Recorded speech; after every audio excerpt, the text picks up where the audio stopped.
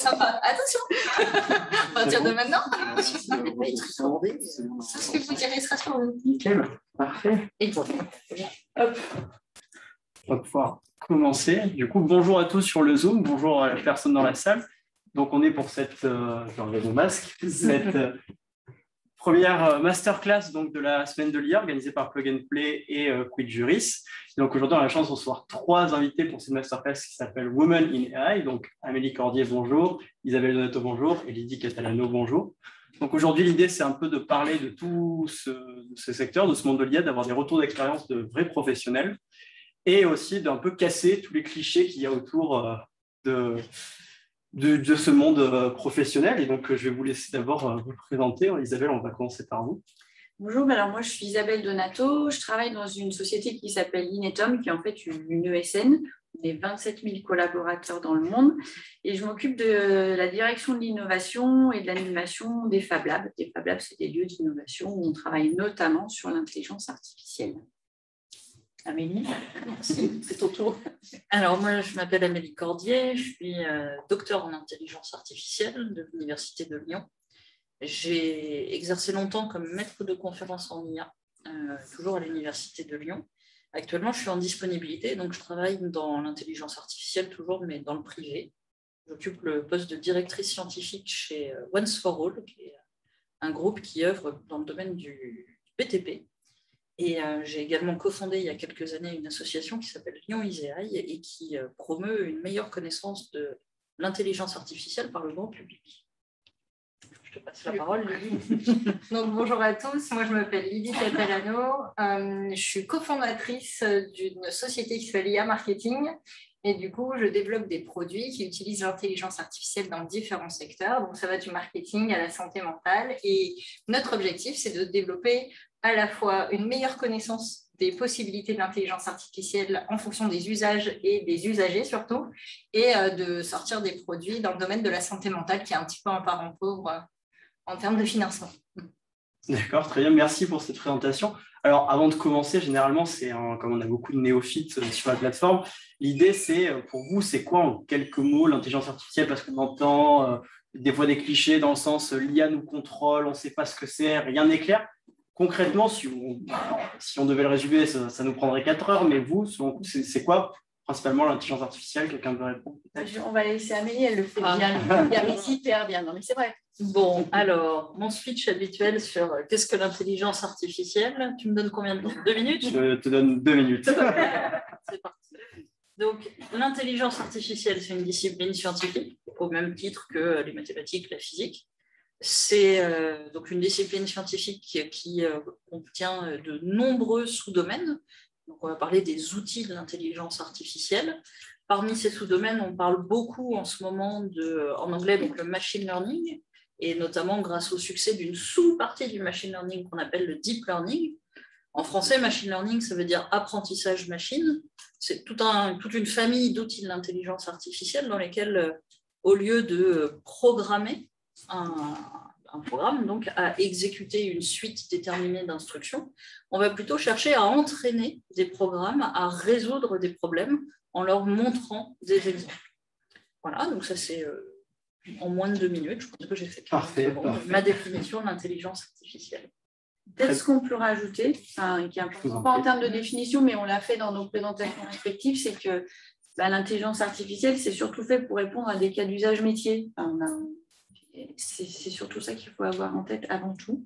C'est que c'est une des réponses, et ce n'est pas la seule, et ce n'est pas toujours la réponse d'ailleurs, à des cas d'usage des entreprises, des organisations et des secteurs d'activité.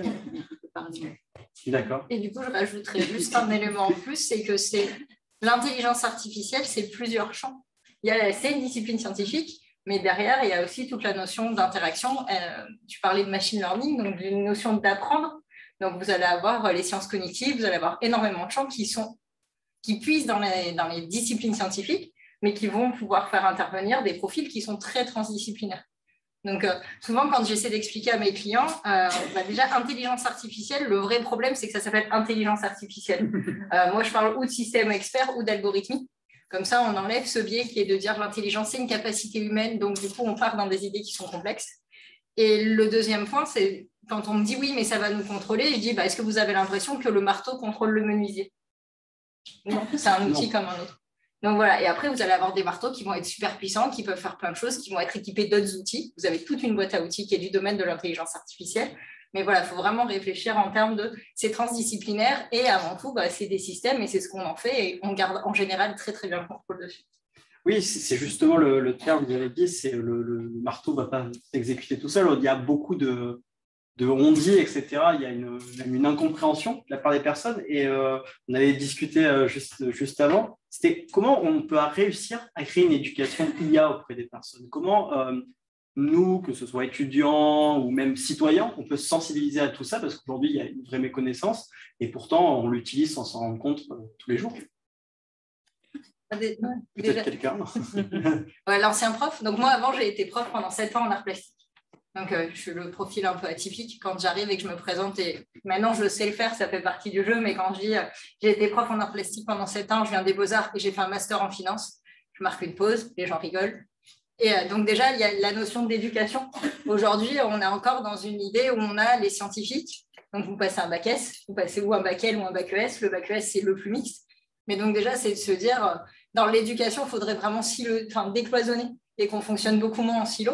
Et je pense que, alors moi je viens du domaine littéraire, mais la littérature a participé à cette idée que l'intelligence artificielle, elle va nous contrôler. On a eu, ça fait des années, ça fait 50, 60 ans, on a encore des lois qui sont, en robotique notamment, on a encore des lois qui sont des lois qui nous viennent de la science-fiction. Donc du coup, il y a démystifié, et c'est comme ça qu'on s'est rencontrés avec Amélie. Lyon Isaïe, c'est ce qu'on faisait, on vient tous de champs complètement différents, on utilise tous de l'IA dans notre manière de fonctionner au quotidien, et on en a tous une approche différente. Donc, il faudrait déjà rééduquer et repartir. Moi, je suis étonnée qu'en 6e, on n'ait pas un petit module d'informatique et d'apprentissage rien qu'à la sauvegarde de la donnée. Quand je donne des cours de marketing et que j'explique à des bac plus 5 qu'est-ce qu'on récupère avec des pixels Facebook, ce n'est pas de l'intelligence artificielle, c'est juste de la récupération de données. C'est déjà énorme tout ce qu'on peut faire avec. Donc, ce serait de rééduquer les gens, désiloter les matières, arrêter de se dire d'un côté, il y a le scientifique et d'un côté, la littéraire. Et on aura déjà une meilleure compréhension juste des enjeux, sans avoir besoin des connaissances. Donc, je vous en prie. Je vais rebondir parce que c'est un vrai sujet, tout ça, parce qu'effectivement, dans l'éducation nationale, avant qu'on sorte du bac, globalement, on parle très peu de ces sujets-là. Alors, il y a des cours, et en plus, il y a quelque chose qui s'est passé il y a 2 ans, la réforme du bac, dans lequel il y a maintenant une spécialité qui est la science du numérique. Et quand on voit ce qui est enseigné dedans, on ne risque pas d'avoir des étudiants qui ont envie de bosser avec nous, ça c'est une certitude. Et nous, on travaille en fait beaucoup avec les collèges et les lycées en faisant de l'acculturation aux élèves sur des sujets d'intelligence artificielle notamment, mais pas que, réalité virtuelle. Et ce qu'on fait, on se met à leur niveau, tout simplement. On leur parle de ce qu'ils connaissent, de leur quotidien, d'Instagram, de tous les outils qu'ils utilisent et qu'est-ce qui se cache derrière. Et pourquoi on s'en sert, c'est quoi les leviers, mais vraiment en leur parlant au quotidien, et on fait des séances d'acculturation comme ça dans certains collèges et lycées qui font le choix de le faire. Alors après, bien sûr, il y a tout un chantier, mais le vrai sujet, c'est au-delà de l'IA, c'est qu'est-ce que l'informatique et à quoi ça sert, et en quoi c'est vachement plus sympa que ce qu'on peut imaginer, parce que comme ça, on a l'air plutôt rigolote en fait, on n'a pas des rats de PC qui sortons pas, qui parlons à personne. Et aujourd'hui, il y a un vrai chantier là-dessus et l'éducation nationale a fait le pas en mettant de la science du numérique dans les bacs classiques, généraux. Mais aujourd'hui, on apprend à des jeunes à coder du Python, alors forcément, sans comprendre ce qu'ils font, ça donne pas très envie de venir vers ces champs-là. Oui, parce qu'il y a cette idée qu'en fait, l'IA n'est pas accessible à tous. On a l'impression que c'est réservé à une élite qui aurait fait école d'ingénieur ou même doctorat en mathématiques, alors qu'en fait, quand on voit vos parcours, notamment celui de Lydie, c'est vrai qu'on a l'impression que en fait, c'est accessible à tous et que justement, il faut continuer à démontrer aux gens que chaque personne, notamment en école de commerce, de prouver que oui, les étudiants d'école de commerce et même les étudiants qui ont fait Sciences Po ou plein d'autres disciplines sont capables de travailler là-dedans. Vous me rejoignez sur cette idée, j'imagine. Tout à fait. Oui. En fait, je pense que pour reprendre un peu ce que vous venez de dire toutes les deux, peut-être que la première chose à faire pour sensibiliser à l'IA, c'est expliquer ce que l'intelligence artificielle n'est pas. Lydie a beaucoup parlé de la science-fiction au sens large, que ce soit dans la littérature, dans le cinéma, dans les séries, dans le théâtre même. Il faut rappeler que, par exemple, Rure, qui est la première pièce de théâtre orientée intelligence artificielle a beaucoup influencé le domaine. En fait, tout ça, ça nous donne des mauvaises idées, des mauvaises conceptions de ce que c'est que l'intelligence artificielle. Anne-Laure qui vient de nous rejoindre, donc la présidente du collectif Olympe, qui va aussi m'accompagner. Bonjour. Donc voilà, donc là, on parlait de tout ce qui est lié à comment rendre l'IA accessible directement. Et donc, ce que soulevait Amélie, c'est que oui, il faut d'abord expliquer de ce que n'est pas une IA.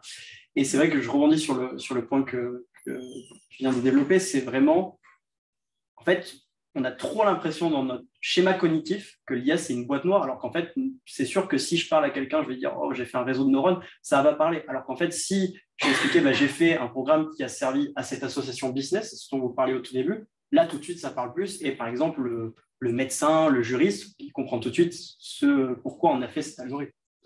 En fait, dans nos métiers, à nous trois, on ne sert à rien si on n'a pas en face de nous des gens qui connaissent leur cas d'usage et leur métier. Enfin, il faut quand même aussi remettre ça.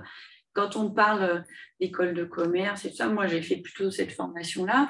Aujourd'hui, l'équipe dans laquelle je travaille, comme tu disais tout à l'heure, c'est pluridisciplinaire. Il y a des gens qui savent faire plein de métiers, donc des gens qui font effectivement de l'IA pure et dure et qui viennent en réponse à des cas d'usage, à des demandes de nos clients, des gens qui se posent des questions sur les sciences cognitives. Tu parlais tout à l'heure des parcours santé, enfin de ce genre de choses-là. Nous, on travaille avec des secteurs d'activité complètement différents. Et ce qui fait la force de l'échange, c'est d'avoir dans l'équipe des gens qui comprennent aussi le sujet métier et qui viennent le transcrire derrière à des gens qui font de l'intelligence artificielle. Sans ça, enfin l'intelligence artificielle ou autre chose, bah, ça ne sert à rien. Si c'est en faire pour en faire, on s'en fout. En fait, on peut faire autre chose. Hein. Il y a des choses. Voilà. Justement, comment on arrive à faire dialoguer des acteurs qui ne parlent pas du tout le même langage dans l'intelligence artificielle? Comment vous, au quotidien, vous arrivez à parler en même temps avec des juristes, des médecins, des techniciens, etc. Comment ça se passe? Pas d'intelligence artificielle. Voilà. Donc, très honnêtement, moi, je pense que les premiers rendez-vous, c'est là-dessus, en fait. Et voilà, et je reprends cette anecdote. Tout à l'heure, j'avais un client au téléphone et je lui disais, mais quand tu vas acheter une voiture, tu regardes d'abord qu'est-ce qu'elle fait et où elle va t'amener. Et par exemple, sur l'électrique, la performance de la batterie. Tu ne vas pas ouvrir le capot et dire, bon, alors voilà, là, on a un 6 cylindres en ligne, elle pèse tant, donc elle va passer de 0 à 100. Enfin, voilà, c'est quand on n'est plus technicien. Et donc, l'objectif, c'est de leur dire, OK, qu'est-ce que vous voulez faire? Moi, que ce soit des grandes ou des petites entreprises, je travaille avec tous les acteurs, c'est déjà ça le plus compliqué. Parce que moi, dans mon métier, ils arrivent en me disant, bon, ben voilà, je vais faire un chatbot et il va tout faire et il va remplacer mon service client. Alors, non. Dans la réalité, ça ne se passe pas comme ça. Et du coup, quelle est la mission du projet? C'est quoi son objectif et c'est là où l'école de commerce, ça fonctionne bien pour dialoguer, c'est quoi les KPI?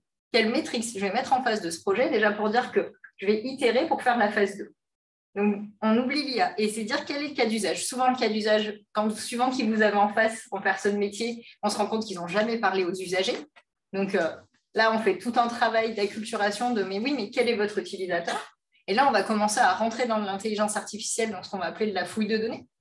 Et du coup, on va faire une première étape de fouille de données pour faire ressortir les gros points de friction, les grosses problématiques des usagers. Et ensuite, on va commencer à dire, OK, comment on le résout? Et on est sur quelles sont les solutions qui vont apporter nos produits d'intelligence artificielle à ça. Et c'est au dernier moment qu'on va commencer à parler d'IA, en tout cas chez nous, parce que souvent, il y a le côté, oui, l'intelligence artificielle nous contrôle. Donc ça, c'est ce que l'usager voit. Et celui qui achète un produit d'IA, il dit, il va tout faire à ma place. Et du coup, il faut vraiment pas... Enfin, moi, j'essaie de ne pas arriver en mode ce que j'appelle paillettes claquettes dans la boîte, parce que je préfère qu'au début, on parte sur ce qu'on appelle un POC, un Proof of Concept, avec des KPI. On les mesure. Si ça vaut la peine, parce qu'il y a des usagers, ils ne voudront pas intervenir avec un robot, un programme. Enfin voilà, moi dans mon domaine du conversationnel, il y a des gens, l'idée de parler à un chatbot, ça les tente. Et pire, des fois, il y a des clients qui imaginent, par exemple, je travaille beaucoup avec des retraités, ils ont été extrêmement surpris parce que moi, les retraités, ils adorent utiliser les bots. On a fait plus 373% de taux de conversion en parcours. Parce qu'ils pouvaient revenir en arrière, le bot ne les juge pas, c'est une machine, on peut faire du clic, on n'est pas obligé de bien savoir taper, ça peut s'afficher très grand.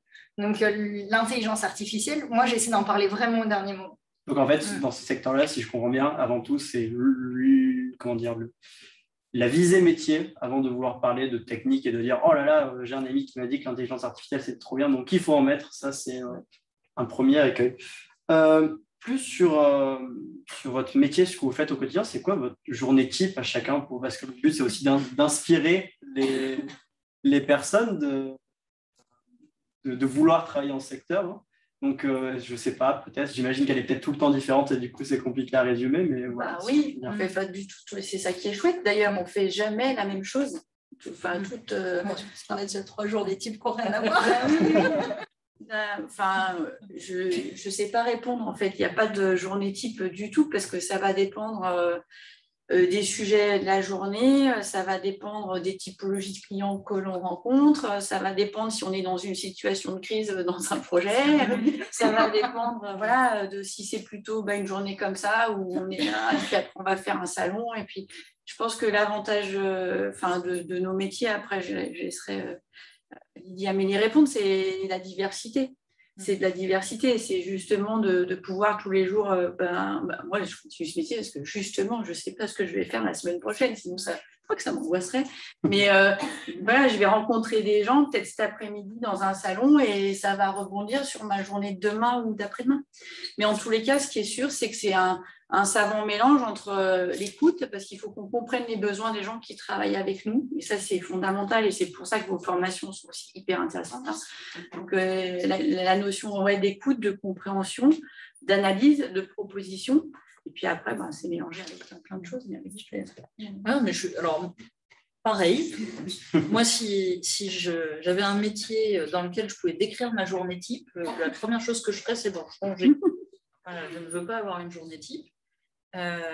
Et moi, mes activités couvrent tout le spectre de la recherche en intelligence artificielle, depuis la lecture des papiers scientifiques pour me tenir au courant des nouvelles avancées de l'état de l'art, jusqu'à l'encadrement de mes stagiaires, mes doctorants, qui, il faut l'avouer, font le boulot, parce qu'en termes d'activité de recherche, c'est les jeunes qui bossent, c'est comme ça que ça marche, à de la médiation comme on en fait là, en passant par le côté administratif il faut que je gère mon milieu, mes équipes. Donc non, je n'ai pas de journée type et c'est ce que j'aime dans ce métier, c'est la diversité, les rencontres et la dynamique et l'incertitude sur qu'est-ce qu'on va faire demain. Ah oui, non, moi je n'ai pas de journée type. En fait, moi ce que je trouve magique dans la structure dans laquelle je suis, c'est que la blague des développeurs, c'est on a peur tous les matins quand Lydie se lève parce qu'elle va avoir une idée. Et j'ai une chance inouïe, c'est que donc, je suis un créatif de base. Là, maintenant, j'ai des techniciens qui travaillent avec moi. Et quand j'ai l'idée, elle existe grâce à l'IA. Et on parlait d'outils, c'est une boîte à outils monstrueuse. Donc, on n'a pas de journée type aussi parce que on peut faire énormément de choses. Et notre métier, il évolue tout le temps. Tu parlais de lire l'état de l'art.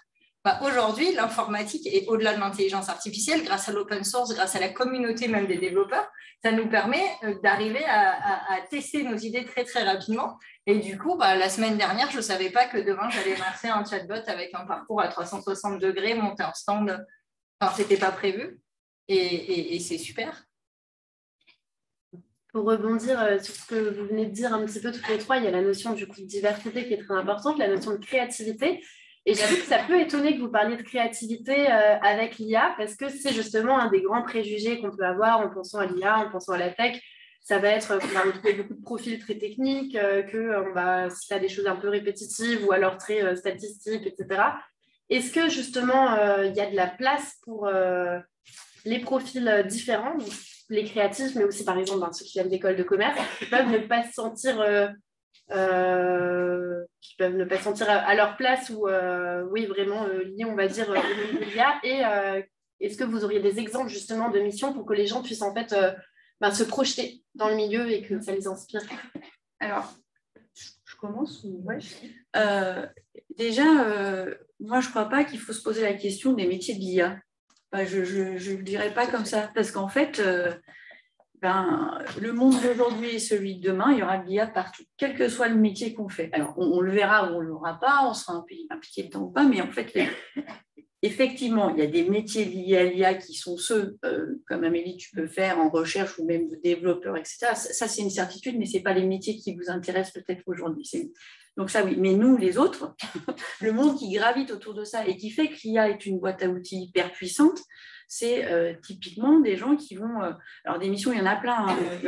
Je travaille par exemple avec des régions pour définir leur feuille de route de demain, de leur cas d'usage, pour lesquels l'IA sera une réponse. Alors, ça va être des cas d'usage autour du transport, de l'alimentation, de la santé, enfin tout ce que tout et n'importe quoi, de l'emploi. On a aujourd'hui en ligne sur le site de la région Occitanie des éléments qui servent aux chercheurs d'emploi pour la région Occitanie pour mettre en relation type de poste, formation disponible, etc. etc. Donc, pour faire ça, ce n'est pas des gens qui font de l'IA qui sont posés les questions. Hein. C'est des gens qui ont appris des métiers du conseil, des métiers liés au transport, qui connaissent les usagers, comme tu l'avais dit tout à l'heure, parce qu'en fait, c'est l'utilisateur qui choisit ce qui va se passer demain, parce que c'est lui qui va s'en servir ou pas. Il va avoir des missions aussi pour accompagner des gens, voilà, on veut changer, on veut évoluer une chaîne de production. Aujourd'hui, on fait du contrôle manuel de qualité d'un produit, comme ça, en le regardant. Et ben, demain, on voudrait automatiser tout ça, pas pour supprimer un emploi, mais parce que cet emploi, il est juste super chiant, en fait, avec la personne qui fait ça. C'est des intérimaires qui changent tous les mois, parce que c'est trop dur à faire, trop pénible. Donc, qui va aller étudier le cas d'usage avec la chaîne de production, avec les acteurs, pour comprendre le besoin, comment ça marche demain, qu'est-ce qui fait que cette chaîne sera toujours efficace? Ben, c'est des gens qui font des écoles de commerce. Voilà, donc c'est une question pour les sœurs. Non, mais c'est tout à fait pertinent. Hein. Moi, j'aime bien cette idée d'écosystème autour de la solution. En fait, aujourd'hui, on parle beaucoup d'IA parce que c'est un buzzword, mais en fait, on devrait parler de technologie du numérique au sens large, dont l'IA est un vecteur, accélérateur, amplificateur, si vous voulez, mais globalement, quel que soit le cas d'usage, en fait, il y a cet écosystème de besoins et donc de métiers qui gravitent autour. Un des métiers les plus en croissance en ce moment aux États-Unis, on parlait de créatif tout à l'heure, c'est producteur de contenu pour les robots. Ça peut paraître bizarre comme ça, mais en fait, on fait de plus en plus d'outils, d'interfaces vocales, de chatbots, de distributeurs automatiques de billets qui vous parlent. Et en fait, ces entités ne sont pas intelligentes. Hein. Elles ne se lèvent pas le matin en disant « Tiens, aujourd'hui, je vais faire de la peinture, je n'ai pas envie de distribuer des billets ». Donc, c'est des programmes et le contenu qui vous diffuse, qui peut être du contenu vocal, du contenu texte, peu importe, il est écrit par des gens. Et si vous demandez à un mathématicien de vous écrire du contenu, vous allez être sûrement un peu plus déçu que si vous demandez à quelqu'un qui a un potentiel un peu plus créatif. Donc, c'est typiquement des métiers qui sont en lien avec l'intelligence artificielle parce qu'on écrit le texte que va prononcer l'IA, mais qui ne sont pas des métiers réservés à des gens qui sortent d'école d'ingénieurs avec un bac plus 8 en IA. Moi, je trouve ça hyper intéressant, votre biais. C'est-à-dire que l'homme, quand vous avez présenté, vous avez dit on n'imagine pas ça créatif parce que c'est des métiers techniques. Et ça me heurte ma petite oreille parce que moi, mes devs, c'est des créatifs. C'est-à-dire qu'on ne l'imagine pas, mais quand on code, il faut être optimisé, il faut… je sais pas comment… Pour moi, c'est comme un texte. Alors oui, ils ne vont pas écrire du contenu que vous voyez, que vous lisez. Par contre, ils écrivent du contenu et des interfaces que vous voyez. Du coup, ils doivent être performantes. Et des fois, ils vont passer du temps à chercher comment on le rend plus rapide, comment il parle plus vite, le robot, comment il s'affiche mieux. Donc, il y a énormément de problématiques. Et pour discuter avec un créatif, ou si c'est un technique pur qui ne s'intéresse pas au langage du créatif, c'est mort. Il faut vraiment que chacun fasse un pas. Le dev, il doit transcrire. On travaille sur ce qu'on appelle des user stories et des choses comme ça, qui sont des boîtes à outils pour communiquer entre les product managers dont tu parlais ou des product owners, donc des gens qui vont définir avec les usagers la feuille de route. Mais le dev, il fait toujours la moitié du chemin pour essayer de comprendre ce qu'on veut. Et puis, si un dev, il n'est pas créatif et vous ne lui vendez pas votre idée, il va commencer sa phrase par « c'est impossible ». Et ça c'est notre journée type, par contre. Il y a un truc, voilà, c'est tout. On est d'accord. Hein. Donc, du coup, vous voyez, au départ, vous n'étiez pas là, mais je disais, pour moi, le plus important, c'est de casser ça. Demain, moi, je ne ferai jamais de code parce que je manque de logique. Mais je trouve ça hyper intéressant de passer du temps avec eux pour casser cette branche, de dire, OK, d'un côté, surtout que moi, c'est mes associés, j'ai mes associés qui sont purement techniques. Et c'est vrai que quand on s'est monté, les gens ont été surpris parce que c'est la première fois qu'il y avait une personne d'école de commerce, parce que moi aussi, je suis passée après les Beaux-Arts par l'étape école de commerce, et 3 techniciens.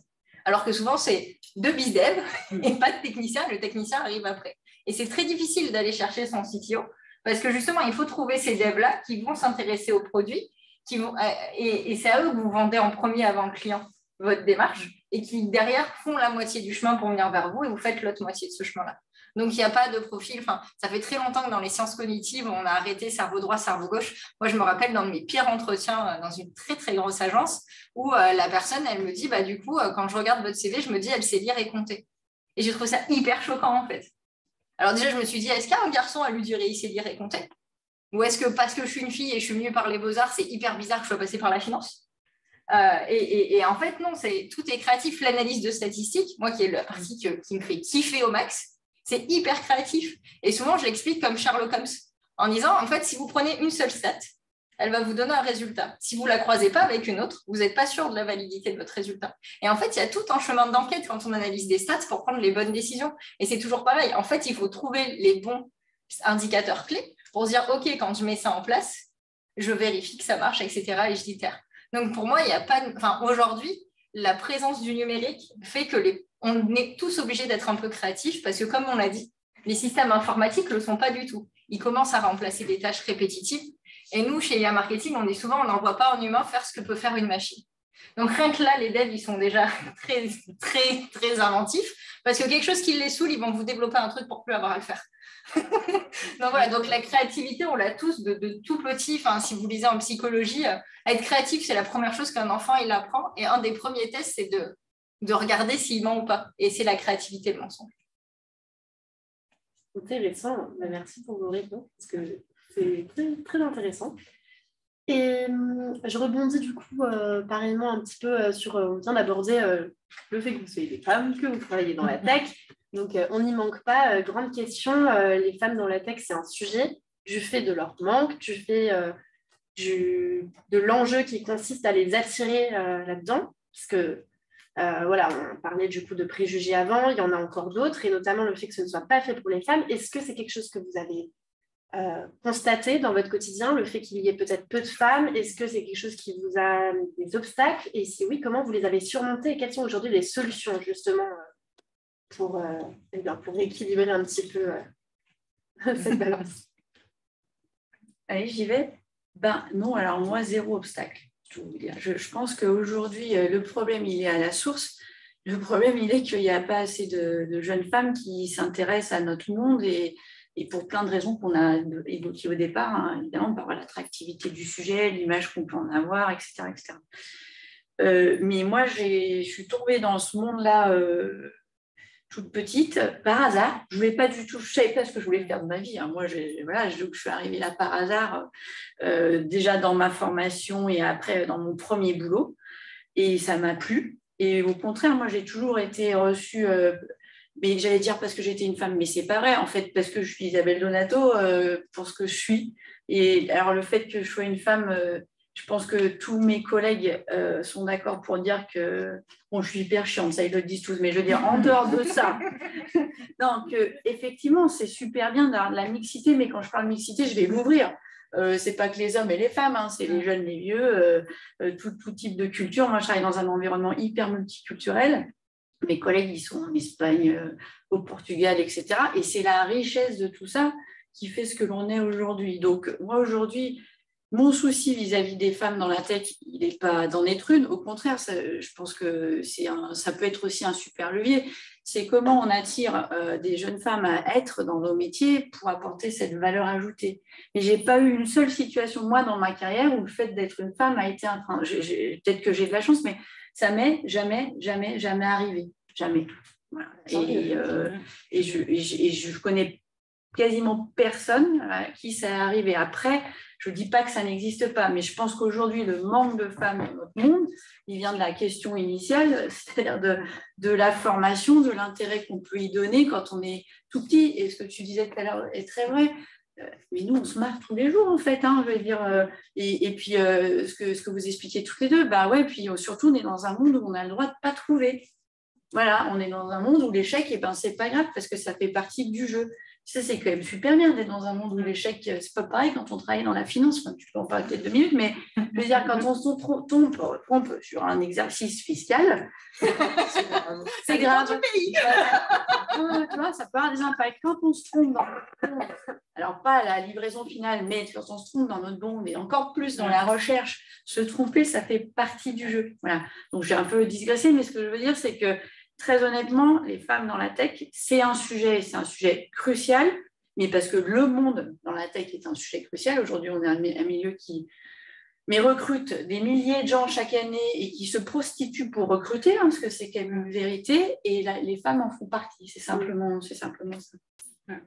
Alors, moi, au début, je répondais exactement comme toi. Je n'ai jamais eu de problème. Et alors, d'abord, la question m'exaspère. Donc. Quand on me pose cette question, je commence par dire que ce sujet m'exaspère. Pour plein de raisons, et notamment parce qu'il y a plein de biais sous-jacents derrière cette question. Et donc, jusqu'à il y a très peu de temps, je répondais, non, moi, j'ai jamais eu de problème.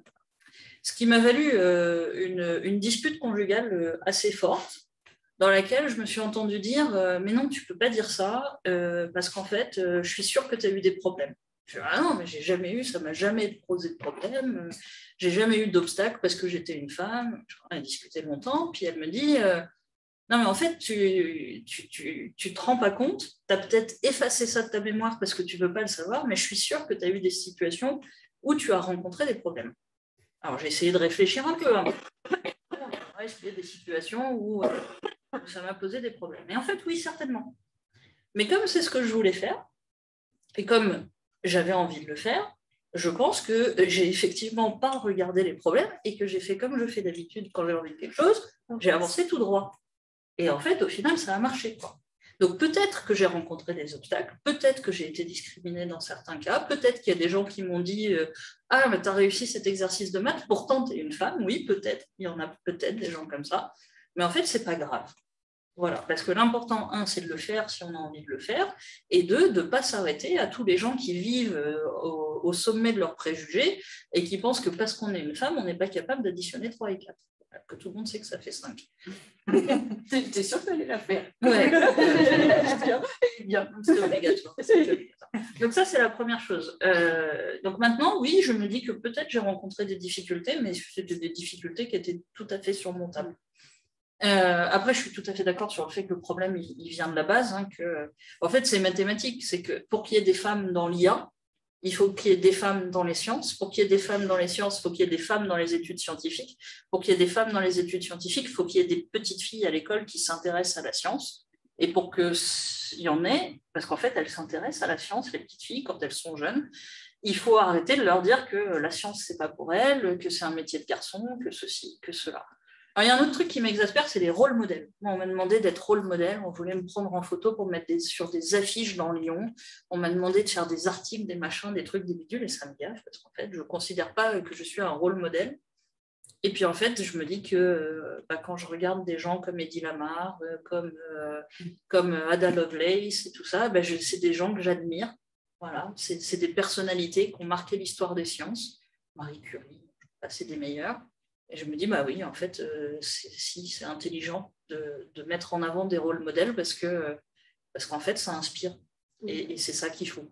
Mais là, vous parlez de grandes femmes et il y a un truc aussi qui revient souvent avec les rôles modèles, c'est le fait que ce soit des inventrices, en fait, ce soit des femmes qui marquent l'histoire puisqu'on se souvient d'elles. Et en fait, quand on travaille un peu sur ces aspects-là de rôle modèle, on se rend compte que souvent, les femmes les admirent mais n'arrivent pas à s'identifier à elles ou à s'élever dans cette image parce qu'elles sont trop loin en fait. C'est une espèce d'idéalisation et mais justement, elles sont incroyables. C'est un très bon point et c'était mon point aussi il y a quelques années et là aussi j'ai réfléchi. On les retient parce qu'elles sont dans les livres, elles sont dans les bandes dessinées, elles sont sur les autocollants et sur les tote bags de la région, ces femmes-là, parce qu'il faut bien en choisir. Mais en fait, c'est une pyramide. On en met une dizaine en valeur, qui en inspire une centaine, qui en inspire des milliers, qui font que il y a des profs, de physique ou de maths ou d'informatique à l'école, et que les petites filles se disent, en fait, moi, personnellement, j'ai voulu faire des maths parce que j'admirais ma maîtresse quand elle m'apprenait les multiplications. Donc, la rôle modèle qui m'a amenée aux sciences, c'est pas du tout Eddie Lamar. Voilà, c'est ma prof de maths, enfin mon instit de CM1, CM2, qui, quand je me marrais à faire des multiplications, m'ont donné des plus difficiles pour me challenger. Voilà. Moi, je ne comprends pas ce problème-là, parce que en fait, ce sexisme, il existe partout. Enfin, honnêtement, en Beaux-Arts, la première heure de cours en conf, c'est on va éliminer 2 femmes pour un homme parce qu'il y en a moins. Voilà. Donc après, quand je suis arrivée en marketing et que j'ai entendu des choses un peu équivalentes ou l'aspect physique, moi, c'est plus ça qui me saoule. Et ça marche aussi pour les mecs. Aujourd'hui, la pression sur à quoi vous ressemblez, elle n'est pas genrée. elle est pour tout le monde. Et je trouve que c'est peut-être plus un obstacle, et ça vient beaucoup des réseaux sociaux et de tous ces super filtres d'intelligence artificielle qui vous font attendre frais, même quand vous sortez de soirée et que ça va pas du tout. Donc du coup, je pense que c'est important le rôle modèle. Et je suis d'accord avec toi, je pense que quand on a un objectif, on ne le lâche pas. Moi, j'ai un exemple assez mignon de création de société. Donc, on a été partenaire IBM quand on s'est lancé. Et en fait, je voulais absolument décrocher ce partenariat et rencontrer Eric Roussillon. Et en fait, j'ai envoyé mon frangin. Donc, on a 11 ans d'écart et lui, il est développeur. Et du coup, c'est comme ça que je vois le côté être créatif. Même s'il ne peint pas, il est créatif dans sa manière de coder, comme tous, comme Antoine et comme Jérémy. Parce qu'ils résolvent des problèmes de manière ultra créative. Et nous, notre équipe, c'est ça, c'est les techniciens, et ce qui les fait kiffer. Et c'est comme ça qu'on les recrute, c'est parce que nous, des problèmes, j'en crée tous les jours, messieurs. Et les résoudre, c'est créatif. Et du coup, je l'ai envoyé rencontrer cette personne-là. Je me disais, il va parler à un tech qui revient d'un stage au Japon en intelligence artificielle sur des problématiques très pointues de secours en cas de problématiques naturelles. Et du coup, ça va marcher. Et en fait, il ne s'est pas du tout rappelé de mon frère. Et c'est quand on a fait la conf à Lyon-Isaïe, où moi j'ai fait ma conf où du coup j'ai expliqué, moi je n'ai pas de grosses connaissances en IA, j'ai ce que j'ai besoin de savoir pour parler avec mes devs, mais comment c'est fait, ce n'est pas ma partie et je préfère que ce soit qui l'explique. Par contre, je sais m'en servir pour faire des parcours. Et du coup, par contre, là ça a matché et Alex, depuis le départ, donc les 3 garçons se battent pour que je sois CEO. Et pour moi, si j'étais CEO, j'allais pénaliser la boîte. Parce que parcours atypique, parce que je suis une nana ronde, parce que je suis une fille. Et ça fait sourire, mais c'est des vraies problématiques. Et honnêtement, si vous lisez des stats, vous verrez qu'il y a des chefs d'entreprise aux États-Unis qui ont dû changer leur nom d'email pour aller chercher des business angels par un prénom masculin pour avoir des réponses. Donc, moi, j'ai de la chance, comme tu disais, ça ne m'est pas arrivé. Et ça a été l'inverse, parce que je pense que quand j'arrive avec... je suis tellement atypique qu'on se rappelle de moi. Donc, du coup, tous ces points faibles sont devenus des points forts parce que nage devant 3, comme dirait Dory, et je sais où je veux aller. Et voilà, et puis j'ai laissé la sécurité de l'emploi. De toute façon, une fois qu'on a quitté l'éducation nationale, qui est quelque chose de tellement complexe et où il y a des problématiques permanentes, ce qu'on va rencontrer comme autre obstacle, on ne les voit pas. Donc, je l'ai sûrement vécu. Je sais que ça existe statistiquement, mais aujourd'hui, les preuves que j'ai dans mon parcours à moi, elles m'ont démontré l'inverse. Mais voilà, il faut quand même en parler, même si c'est des sujets qui nous hérissent, parce qu'il faut quand même qu'il y ait des gens qui en parlent. Et ce n'est pas parce que ça ne nous est pas arrivé à nous, parce qu'on est buté et qu'on a peut-être une personnalité, que ça ne peut pas arriver à des gens qui n'ont pas le même parcours. Et puis moi, je rajouterais quelque chose aussi, surtout, c'est de se dire que les gens qui recrutent, ils changent. On a aussi aujourd'hui des générations qui sont nouvelles. Moi, j'ai mon fils qui un jour est rentré il y a 2 ans à la maison. J'étais tellement fière de lui qu'il m'a dit... Maman, j'ai 2 questions. En fait, la première, c'est pourquoi il y en a, ils ont plus peur de leur papa que leur maman. D'accord. Et la deuxième, la prof d'histoire géo, elle nous a parlé de la différence de rémunération entre les hommes et les femmes. Mais enfin, pourquoi vous ne gagnez pas la même chose? Donc, en fait, moi, j'étais hyper fière parce que je me suis dit, j'en avais jamais parlé ou quoi que ce soit, mais dans l'éducation, dans le monde dans lequel ils vivent, ce n'est pas une question. Et ça, c'est notre métier. Je veux dire, l'éducation des enfants, des gens avec qui on travaille. Et en fait, aujourd'hui, il y a aussi ça qui bouge. C'est-à-dire que le schéma dans lequel on peut se dire, peut-être qu'avant, on ne prenait pas une femme de 30 ans qui n'avait pas d'enfant parce que tu comprends, elle pouvait avoir un gamin dans 2 ans, parce que ça existe. Je veux dire, bien sûr, c'est la première question qu'on a. Parlons-en. Mais moi aussi, je la pose cette question, mais ce n'est pas pour ça, c'est juste pour connaître la personne, parce que je vais bosser avec elle, parce que c'est intéressant et machin. Et d'ailleurs, je l'explique, je dis, mais moi, ce n'est pas le sujet, peu importe. Et puis voilà, j'ai des gens ici dans la salle qui peuvent en témoigner, mais en fait, l'idée, c'est aussi de voir qu'aujourd'hui, les générations changent, les gens qui recrutent changent. Et ça change la donne. Donc, cette question, elle nous hérisse aussi parce que il me plaît à croire que cette question, qui était une vraie question il y a quelques années, qui peut encore l'être aujourd'hui, elle ne la sera plus parce que vous, ça ne l'est plus pour vous. Voilà. Et en fait, c'est ça le vrai job qu'on a à faire, c'est de se dire, non, mais en fait, c'est plus une question. Enfin, les managers de demain, les décideurs de demain, les créateurs de boîtes de demain, eux, ils se poseraient la question de la compétence, quoi. La compétence, du partage de valeur, en fait, entre nous, quoi. De l'envie. Nous, ce qu'on a fait, donc on a 3 entités. On a IA Marketing qui est ma partie, on a IA Masterclass où là on a embauché un homme parce que c'est un ancien enseignant et que c'est l'inverse chez les enseignants. Trouver des hommes, c'est plus complexe que de trouver des femmes en collège-lycée. Et par contre, IA Médical, c'était que des femmes. Et notre objectif, c'est d'avoir un maximum de femmes à la tête des entreprises parce que c'est leur métier et on les a recrutées pour leurs compétences. Pour IA Médical, en santé mentale, on a été chercher des psychologues qui ne connaissaient rien à l'IA, et comme on leur a dit, on ne vient pas vous chercher pour ça. Ça ne m'intéresse surtout pas que vous sachiez ce qu'il y a sous le capot, parce que vous allez vous mettre des limites. Dites-nous, c'est quoi le problème? Voilà ce que je vous propose, et voilà ce qu'on met en place pour résoudre le problème. Et ce qui nous intéresse, c'est votre métier. Et moi, mes associés, on s'est rencontrés parce que, alors voilà, une fois où j'ai vécu de la discrimination, on arrive dans une entreprise, et en fait, il y a la personne qui cherche un nouveau CMO.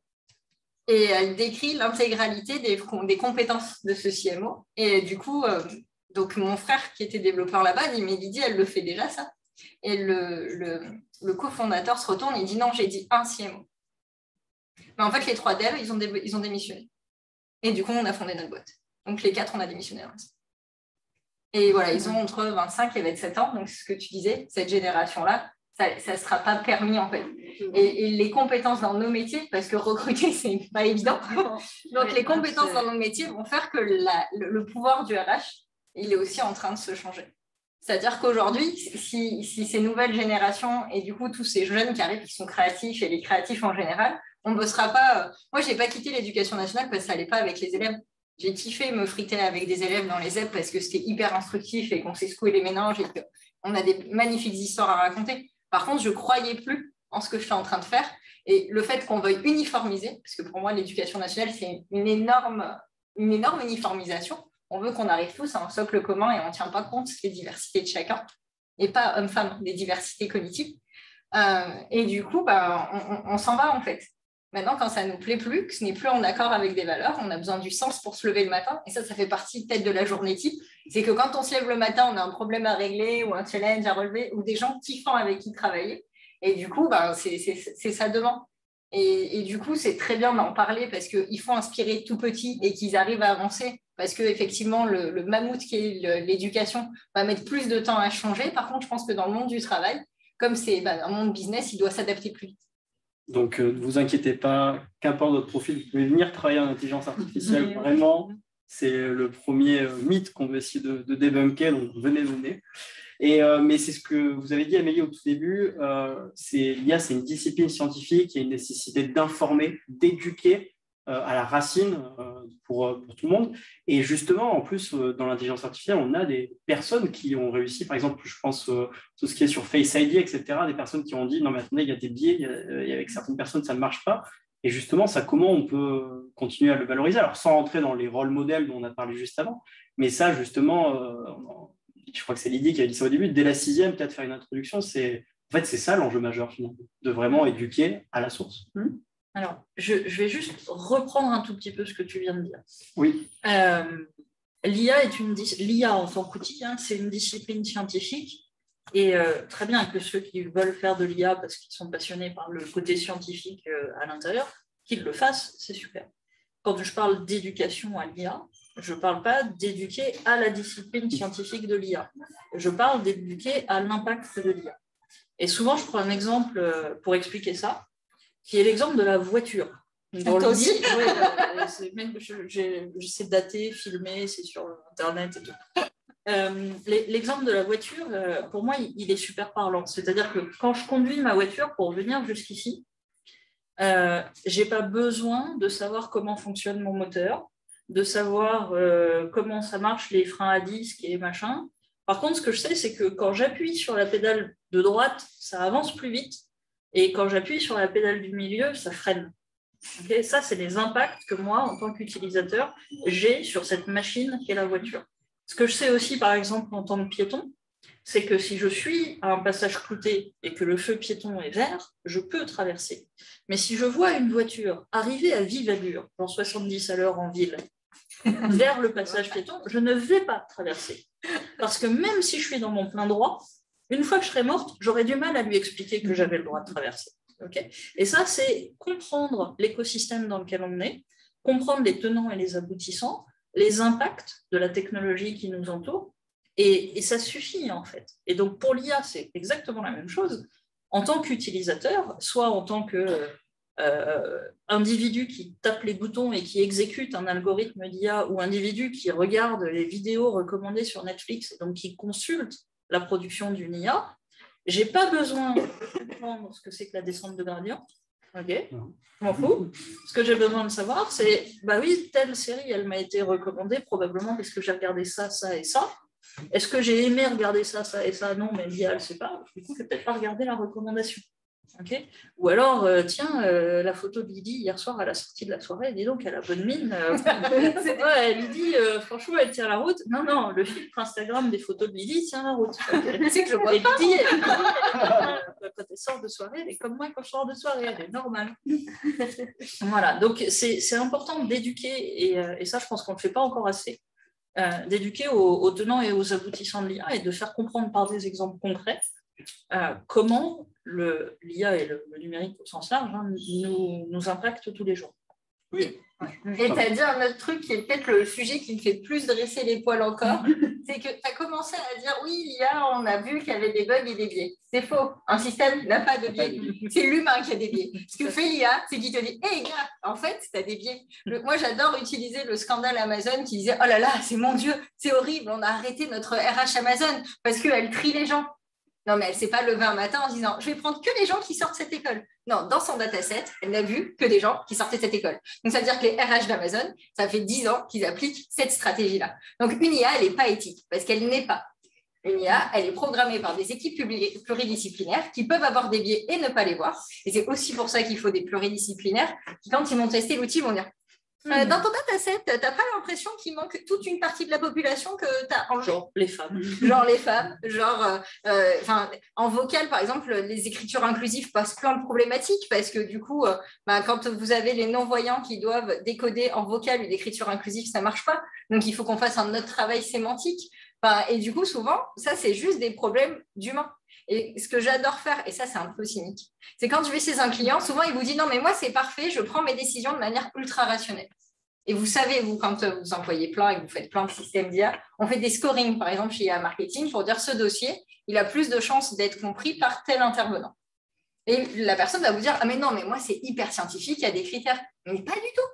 En fait, en fonction de si c'est Paul, Pierre, Jacques ou Michel avec un E qui va l'étudier, votre dossier ne part pas au même endroit. Et donc, au bout d'un moment, il y a les biais de Pierre, Paul ou Jacques qui vont se retrouver dans le système. Et oui, on va le voir quand c'est dans une IA, parce que l'IA, elle va traiter des milliers de dossiers par jour.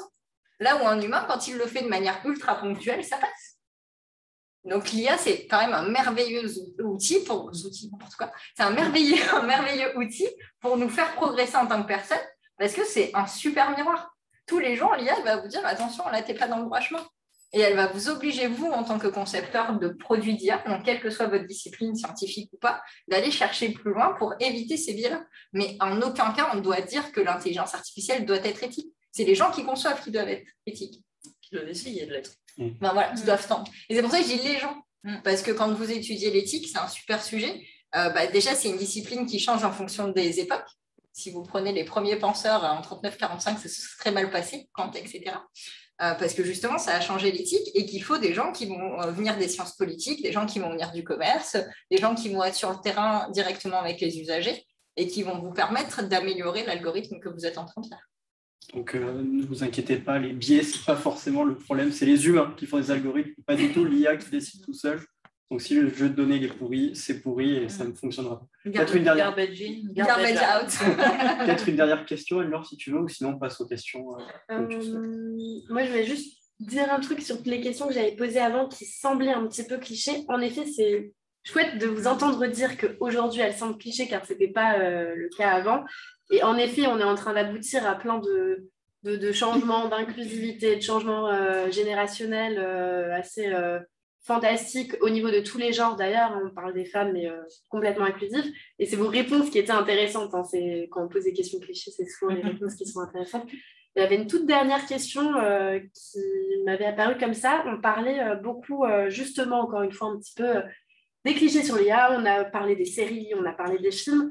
On a un petit peu cette notion de déplacement du centre de pouvoir, donc à l'échelle mondiale, des États aux grandes sociétés, aux GAFA, et maintenant justement au monde de l'innovation et de l'IA. Est-ce que, de une, c'est vrai, et de deux, est-ce que, donc on disait que l'IA allait être absolument partout, est-ce que ce ne serait pas justement pour les gens qui veulent un petit peu faire sens, mais faire sens à grande échelle dans leur vie, dans le monde, l'endroit où aller pour finalement un petit peu tirer les ficelles, veiller à l'éthique et veiller, en fait, faire connexion avec tous les sujets qu'on vient de voir.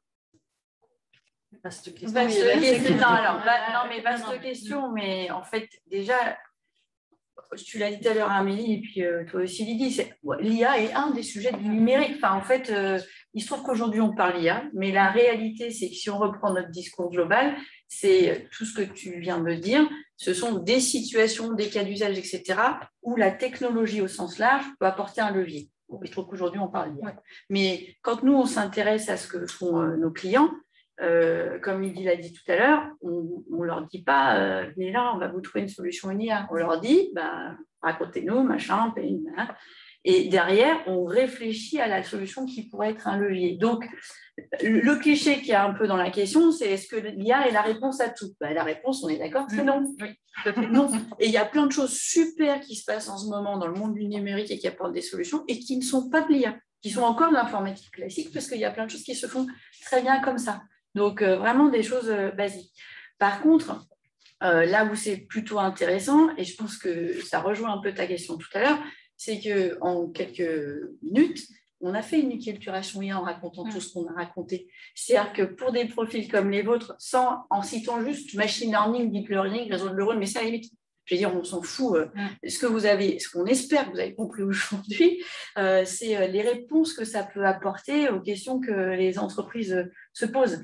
Donc oui, ça fait partie des sujets. Non, c'est terminé le monde où il y a l'informatique du côté et le business de l'autre. Ce monde-là est terminé, complètement terminé. Même dans les organisations des entreprises, c'est fini. Et c'est ça qu'il faut avoir en tête. Donc, c'est une obligation pour vous, les futurs professionnels de demain, que de savoir ce que c'est que le monde du numérique et comprendre ce qu'il en retourne. Voilà, c'est plutôt ça ma réponse à ta question, mais je vous en prie. Je voudrais quand même revenir sur... Je suis tout à fait d'accord. Hein.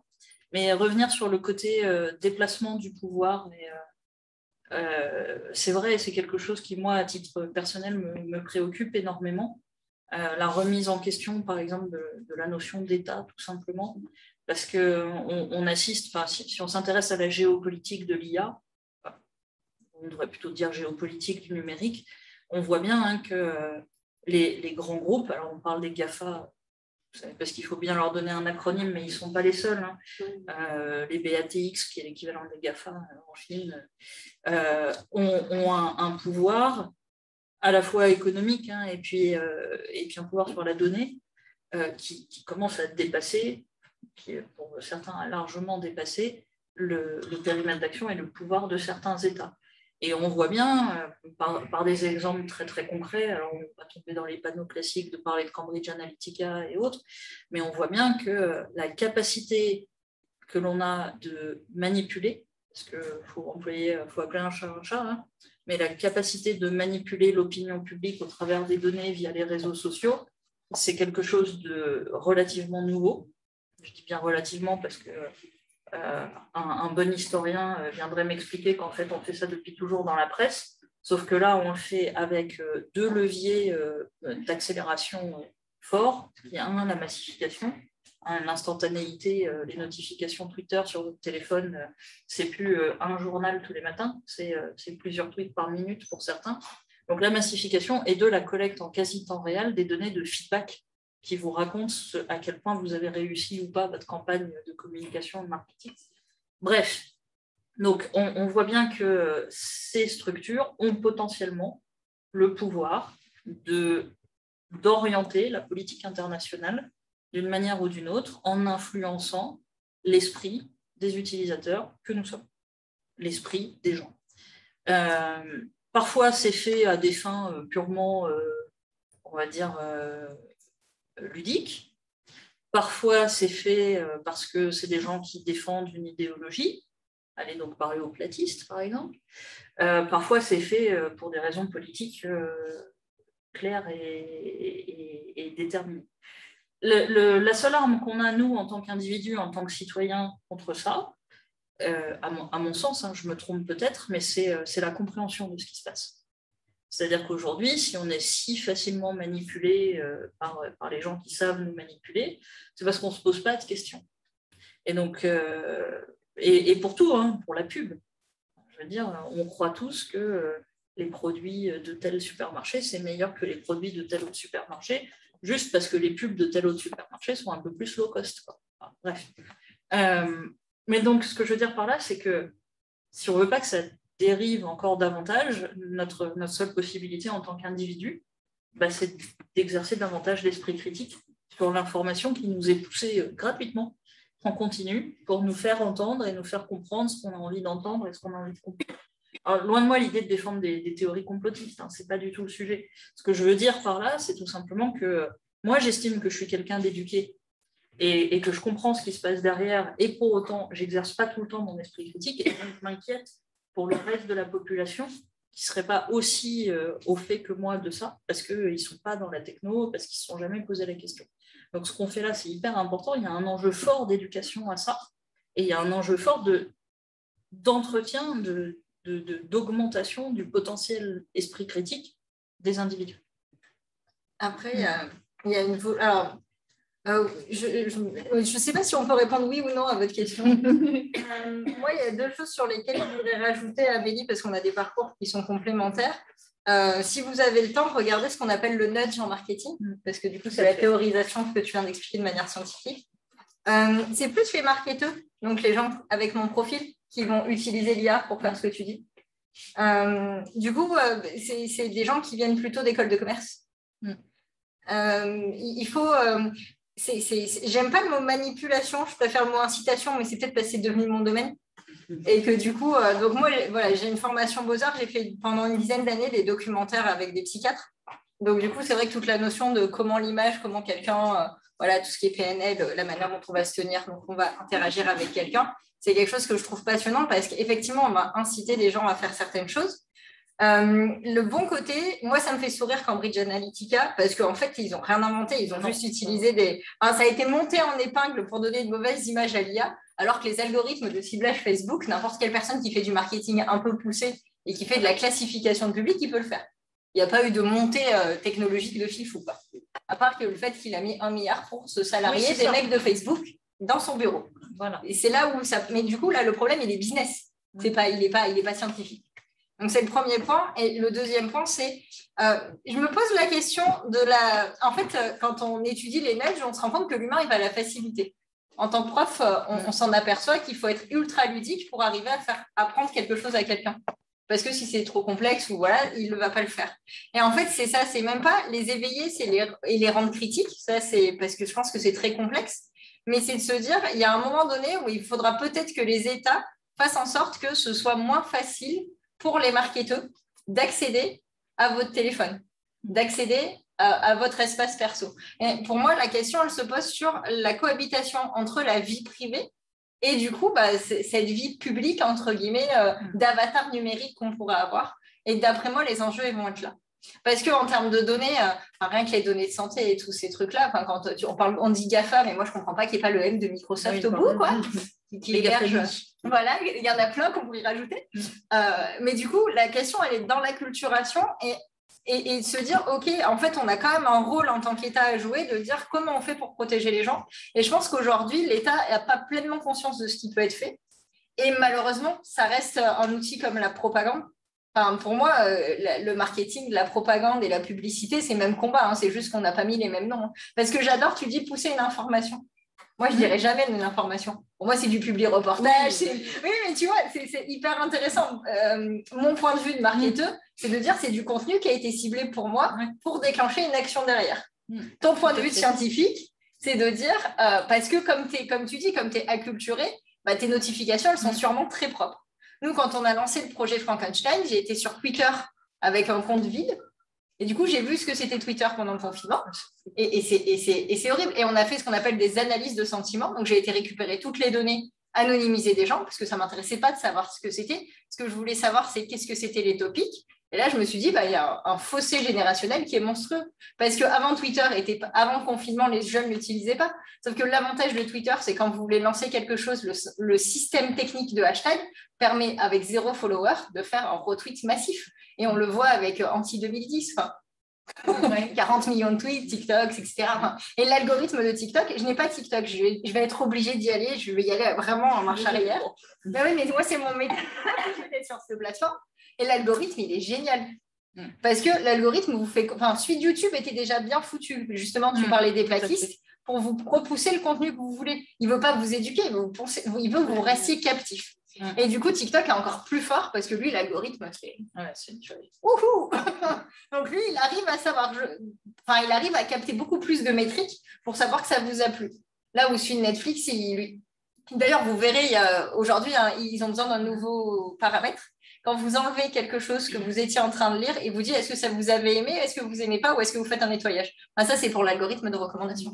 Vous nourrissez son apprentissage. Parfait, on va peut-être passer aux questions. Je sais qu'il y a une question. Est-ce que tu peux lire là, s'il te plaît?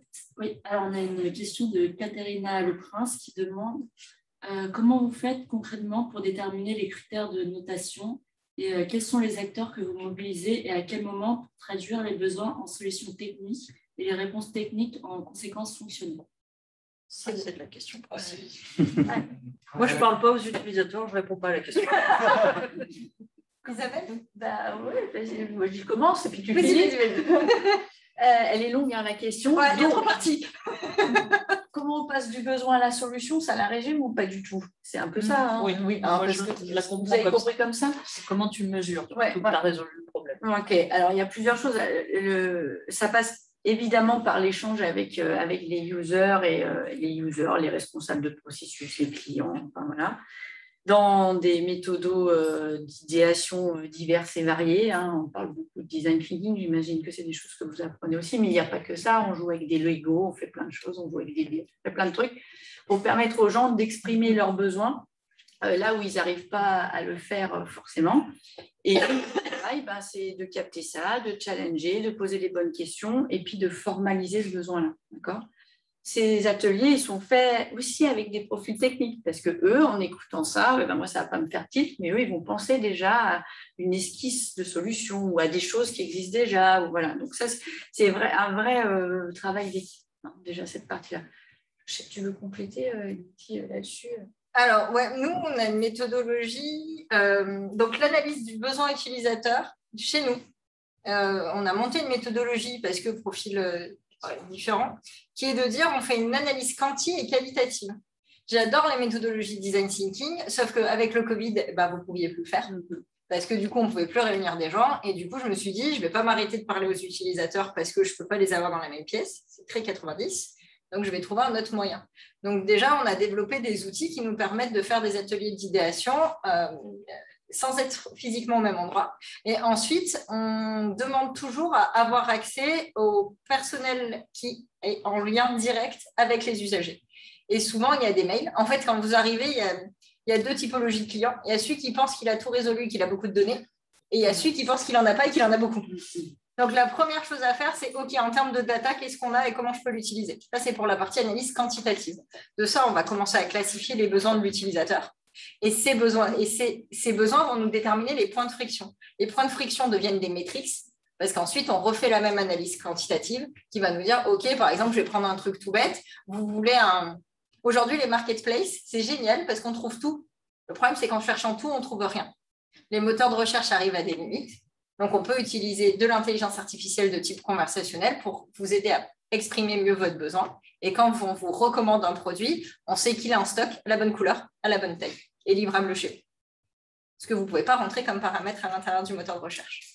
Donc, le KPI de ce genre de processus, c'est se dire combien j'ai d'abandon panier, combien j'ai de taux de conversion supplémentaire, est-ce que j'arrive, et c'est là où il y a un peu d'incitation, est-ce que j'arrive à vendre un deuxième produit avec, etc., etc. Et c'est RSE, parce que ça veut dire qu'avec un transport, je fais deux produits. Non, ça, c'est du greenwashing, ne le dites pas, hein, ça reste entre nous. Mais voilà, l'objectif, c'est ça. Donc, ce KPI, cette analyse quanti, va nous permettre de déterminer les points de friction qui, moi, vont me permettre de mettre des métriques. Je crois que c'est une des questions. Et ensuite, c'est tous les ateliers qu'Isabelle disait pour avoir du qualitatif et, par exemple, mettre en forme, peut-être qu'en fait, c'est des mails qui sont mal tournés. Souvent, vous avez des problématiques de vocabulaire. Moi, un des meilleurs ateliers que j'ai fait, c'est me rendre compte que les deux services ne faisaient pas le même métier. Alors qu'ils sont dans la même boîte et qu'ils sont censés travailler ensemble. Il y en a un qui vendait une offre et l'autre service. Donc, les commerciaux vendaient une offre qui n'était pas celle des designers qui devaient faire l'offre. Donc, du coup, on a été obligé de tout refaire. Et ça, par exemple, ça va être d'autres métriques. Ensuite, de dire combien de leads vous générez, est-ce qu'il y a plus de déperdition, etc., etc. Ce que dit Lydie est vraiment important, c'est qu'avant de parler de solutions, on s'intéresse au métier et au processus des gens. C'est quand même clé. Alors, bien sûr, la donnée, effectivement, mais des fois, on reçoit des clients pour lesquels la techno ne sera pas une réponse. Ils ont déjà bien des choses déjà, de communication, de partage d'informations, de formation, d'acculturation. Donc, il y a un vrai boulot déjà de se mettre d'accord sur le sujet. Et effectivement, l'un des points importants, c'est de mettre les gens ensemble, alors virtuellement ou pas, peu importe, mais nous, comme je travaille dans Inetum, c'est une ESN, donc c'est un service numérique. Les interlocuteurs habituels du groupe Inetum dans l'innovation, c'est des gens de l'IT. Donc, quand tu rencontres des gens de l'IT, eux, ils ont l'impression qu'ils connaissent aussi bien que les gens du métier, le métier des gens. Ce n'est pas toujours vrai. Donc, du coup, nous, on leur dit, nous, on ne fait pas d'atelier juste avec vous, ça ne sert à rien, parce que derrière, on va aller voir des gens, ils n'ont rien demandé, ils ne savent même pas. Donc, on oblige, parce que parfois c'est obligé, les gens à se mettre dans la même pièce pour discuter de leur métier, de leurs enjeux, de leurs problèmes, de leurs processus. Alors, ce n'est pas de la psychologie, ce n'est pas le sujet, mais en tous les cas, il y a un vrai échange et on va chercher des choses concrètes.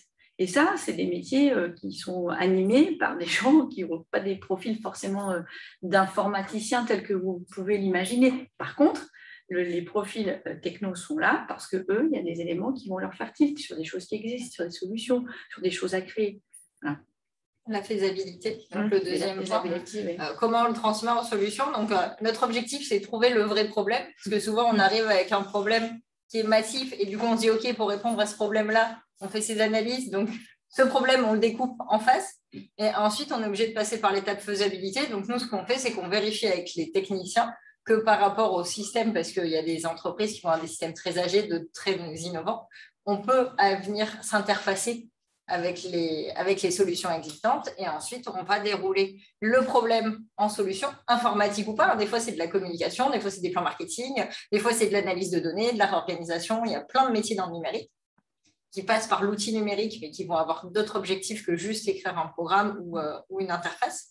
Et du coup, cette solution-là, on va la phaser et en fonction, on va commencer à traduire les solutions du problème en langage technique. Si vous expliquez le pont tout à l'heure, le dev, il fait la moitié du chemin, je fais l'autre moitié du chemin et on crée un cahier des charges. Et ce cahier des charges va être développé ensuite par des équipes techniques en fonction pour répondre aux besoins. Et c'est là où on va commencer. Moi, j'ai tendance à travailler par lot parce qu'en IA, ce qu'on n'a pas dit, c'est que ça coûte très cher. Donc, du coup, on essaie de phaser pour être sûr d'avoir un retour sur investissement, d'où les métriques dont on parlait, d'avoir un ROI suffisant pour justifier et que ce ne soit pas juste on s'éclate à faire un super produit, mais qui n'est pas du tout en adéquation, qui répond complètement à côté du problème. Donc, je ne sais pas si j'ai répondu à la question, si on a répondu. Et moi, je voudrais juste rebondir là-dessus par rapport au métier, parce qu'on a beaucoup parlé des métiers de préparation d'une solution, mais en fait, il y a d'autres métiers. Il y a tout. Une fois que ces solutions elles sont créées, faut les déployer. Et en fait, on ne leur met pas une bonne tape sur le dos en leur disant bonne chance, parce que ça ne marche pas sinon. Donc, il y a beaucoup de métiers aussi d'accompagnement des solutions, de déploiement des solutions auprès des futurs utilisateurs, d'appropriation, d'adhésion, tous ces sujets-là de conduite du changement, j'imagine que vous voyez ça en cours. Ça, c'est des vrais métiers dans le monde du numérique. Il y en a plein, on en cherche beaucoup. Des gens qui vont aller déployer des solutions auprès des futurs utilisateurs Ça, c'est un pan qui est hyper intéressant. Et puis, le pan aussi amont, c'est des gens qui vendent, parce qu'il faut aussi en parler. On travaille dans des sociétés qui ont besoin de gagner de l'argent, en fait. Accessoirement parlant, par rapport au fait qu'il y a des salaires. Si tous les métiers de la vente de ce que l'on fait, parce que là on vous en parle de manière hyper décontractée, mais en fait c'est aussi un vrai métier que de rencontrer des clients, comprendre leurs enjeux, savoir leur parler de ce que l'on fait nous et de ce que la valeur ajoutée qu'on pourra apporter. Tout ça c'est aussi tout un pan d'activité qui n'est pas forcément fait par des profils techniques, parce que eux, ils vont savoir très bien faire les choses, souvent très bien parler de ce qu'ils font, mais ce n'est pas forcément le discours qui va faire acheter. Donc, il y a aussi tout ce pan de métier qui existe et qui est important, je pense. Puis, on a la chance d'avoir une solution informatique. Je dis souvent à mes clients, elle est organique. Même le moindre site web, dès qu'il est laissé à l'abandon, vous le voyez, il va générer des bugs, etc. Donc, il y a aussi tous les gens qu'on va placer chez nos clients. Il y a beaucoup d'acculturation et d'éducation pour toujours que la personne en face chez le client, qui est mon interlocuteur, parce que nous, on est une toute petite structure, donc c'est vrai que nous, des commerciaux, on n'en a pas, par exemple. Pour l'instant, on travaille entre nous. Mais du coup, de mettre en face quelqu'un qui aura le même niveau de compréhension du projet que moi, pour que si demain, il y a un gros bug, il sache à qui référer et puis qu'ils sachent le voir. Je ne veux pas juste ils se disent, c'est posé là, c'est très bien, je ne vérifie pas si les gens s'en servent. Donc, dans les métriques, il y a aussi ça, toutes les métriques humaines, c'est-à-dire la manière dont, une fois que c'est déployé, comment les gens ils les font vivre dans le temps. Parce que voilà, l'avantage par rapport à la voiture, c'est que vous pouvez faire 100 000 bornes avec un peu de chance sans problème. Nous, il faudra venir nous voir un peu plus souvent. Ouais. Non, mais même une voiture, tu ne fais pas 100 000 bornes, on va les voir au moins. J'allais dire, mon père qui est mécano, il dirait Lydie, la vidange. Mais non, c'est pas comme ça. Elle est fine. Je pense que la question était parfaite, bien répondue. Est-ce qu'il y a une question peut-être Oui, moi j'aurais une question. Recherche, du coup, voilà. Moi, je pense que j'ai compris pas l'objet de...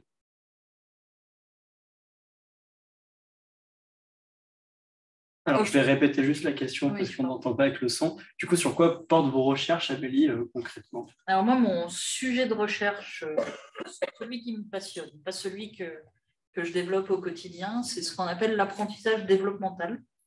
Donc, c'est un sous-domaine de l'intelligence artificielle où on essaye d'entraîner des modèles en appliquant une démarche qui ressemble, qui s'inspire, on va dire, de la façon dont les enfants apprennent. En fait, quand on observe un enfant, on voit que, a priori, typiquement, quand il lâche un objet, il va regarder vers le sol. Il se doute bien que l'objet va tomber. Il ne va pas regarder au plafond en se disant « Tiens, est-ce que ma petite voiture rouge va aller là-bas ?» Donc, un enfant de quelques années, de 3 ans, il a déjà compris la gravité, alors qu'a priori, personne ne lui a jamais parlé de Newton. Donc, cette forme d'apprentissage, on appelle ça l'apprentissage par interaction. C'est-à-dire que l'enfant fait des actions sur le monde et en fait, ce qui se passe dans sa tête, c'est qu'il a un modèle du monde, de la façon dont il pense que le monde va réagir. Donc, quand il lâche la voiture, il pense que la voiture va tomber. Et puis, en faisant l'interaction, il valide son modèle. Il dit « Ah bah ouais, elle est bien tombée, j'avais bien compris le monde. » Et puis, il va faire des expériences comme ça au fur et à mesure. Et donc, moi, je fais des IA qui apprennent, qui se font un modèle en interagissant avec le monde. Donc, je fais des petits robots qui se déplacent, qui tapent, et puis tiens, je tape là et ça répond mur, et puis j'essaye d'avancer, ça ne marche pas. Bon, du coup, je pense qu'en fait, quand il y a un mur, je ne peux pas avancer, je vais aller ailleurs. Donc, ça, c'est la théorie. En pratique, à quoi ça va servir? J'en sais rien. Sinon, ça ne s'appellerait pas de la recherche, ça s'appellerait du développement. De manière un peu plus sérieuse, aujourd'hui, il y a beaucoup de gens qui travaillent sur ce qu'on appelle donc, le deep learning, l'apprentissage profond, où on entraîne des réseaux de neurones en leur montrant des milliers d'exemples de situations. Et on arrive à un plafond de verre de ce modèle d'IA où on dit qu'en fait, certes, on arrive à bien refaire ce qu'on sait déjà, mais le plafond de verre, c'est qu'on ne sait pas être créatif avec ça. On ne sait pas généraliser, on ne sait pas extraire de la connaissance à partir de ces modèles. Et surtout, on ne sait pas s'adapter à une nouvelle situation. Et il y a pas mal de gens, dont Yann Lequin, mais pas que, il y a pas mal de gens qui pensent qu'une des pistes possibles pour faire évoluer la recherche en apprentissage profond, c'est d'aller vers des modèles développementaux. C'est-à-dire de faire des réseaux de neurones qui ne se contentent plus d'apprendre à partir de milliers d'exemples, mais qui font des expériences sur le monde aussi. C'est-à-dire que, par exemple, on peut faire une voiture autonome qui apprend à partir de milliers d'exemples à éviter de rentrer dans la voiture de devant, mais de temps en temps, elle va essayer de rentrer quand même dans la voiture de devant pour voir comment ça se passe et puis apprendre des nouveaux cas comme ça. J'exagère un peu l'exemple, mais c'est l'idée. Donc, a priori, la recherche en apprentissage développemental aujourd'hui est une source d'inspiration pour les gens qui font de la recherche en deep learning. Voilà, mais pour être très honnête, en ce moment, j'en fais très peu. Voilà, j'ai un étudiant comme ça qui, de temps en temps, me demande un coup de main. Mais, avec mes activités pro, je ne fais plus trop de recherche théorique. Très bien, on arrive à la fin. Merci à vous trois. Merci d'avoir fait l'honneur de venir. Je pense que ça a été tous instructif et surtout, retenez une chose, tout le monde peut travailler en intelligence artificielle, vraiment, qu'importe votre profil, on a besoin de linguistes, de plein de gens, vraiment, donc n'hésitez pas. En plus, comme l'a dit Isabelle, ça embauche. Donc, voilà. Merci. Difficilement, hein. On a du mal à trouver. Nous, on a un problème de tout cas. On recrute. On n'embauche pas. C'est encore vrai, on recrute. Ça recrute. Et on a du mal à trouver des profils, c'est la guerre. Donc, Donc, merci donc à Plug and Play, au collectif Olympe, représenté par Laure, d'avoir préparé la conférence. Et on se retrouve pour une prochaine conférence. Encore merci à vous trois et à une prochaine. merci. Merci.